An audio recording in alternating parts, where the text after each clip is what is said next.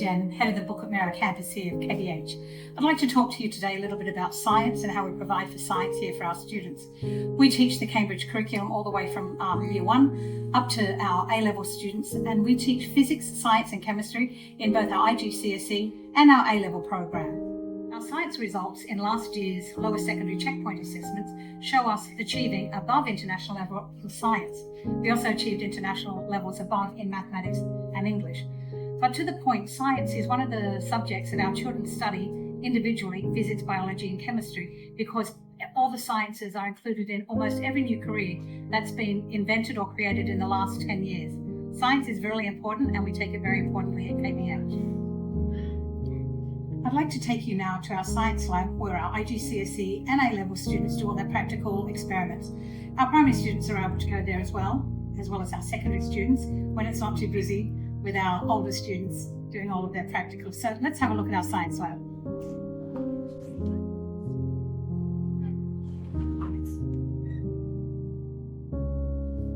Here we are, state of the art. We're fully compliant with Cambridge University and we can teach and do all of our practicals and examinations for IGCSEs and A-Levels right here in our Bukit Merah campus. Our science teachers are fully qualified and with lots of experience. They bring science to life here.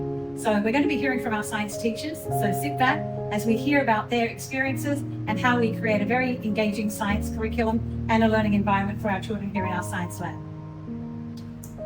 Thank you for joining me here this afternoon to have a little chat about how we teach science here at KBH. First of all, I'd like to introduce our teachers. We've got Mr Chris, he's one of our science teachers here, and Mr Gareth as well, who's not only a science teacher, he's also our head of science. So obviously we all agree science is very important, but Gareth, what would you say to students who are considering studying science? What would your advice be? I think you also have to have that passion to want to know about science. I mean, science is everywhere, it's in everything. You can easily link it to anything at all. But I think Chris and I share a similar philosophy of how it should be taught. We should teach the concepts rather than actually getting a student to memorise the facts. You've got to make them want to learn it, you've got to make them interested in it. I find that teaching them about the bigger picture, things and how you can relate it to everyday life, helps them engage more, helps them see the point. When you teach really kind of niche parts of the Cambridge curriculum, some of the students are sitting there thinking, when am I ever going to use this? They might be doing the same with math and other subjects as well. But if you can find a way to link it to the big picture, allow them to really understand the point of what it's being taught to them, conceptualising things, I think it helps them to understand it. So any student who's wanting to learn science, further study their subjects in science, I would say it's try and relate it to something, try and conceptualise it rather than just memorise facts. Thank you so much, Gareth. What about you, Mr Chris? Tell us a little bit about yourself and how you support science teaching at KBH. Good afternoon. My name is Chris Talbot. I am the Year 7 home teacher at KBH. And I've been teaching science in Singapore since 1995, both local.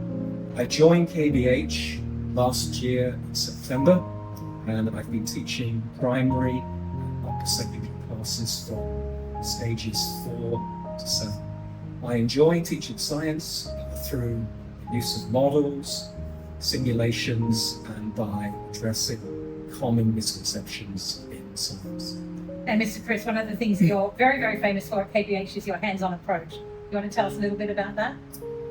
Well, I'm a very visual learner and I'm old school, so I like to have basically scientific toys and models to play with.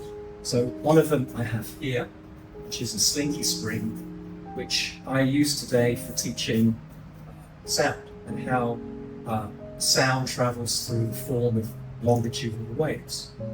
And the other toy that I've been using in all of my classes is a radiometer.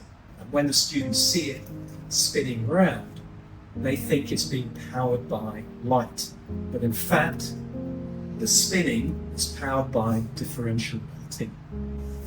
Thanks very much for that. And tell us a little bit more about how you get the children to be involved in science and excited by science by using hands-on experimentation when you're teaching the science?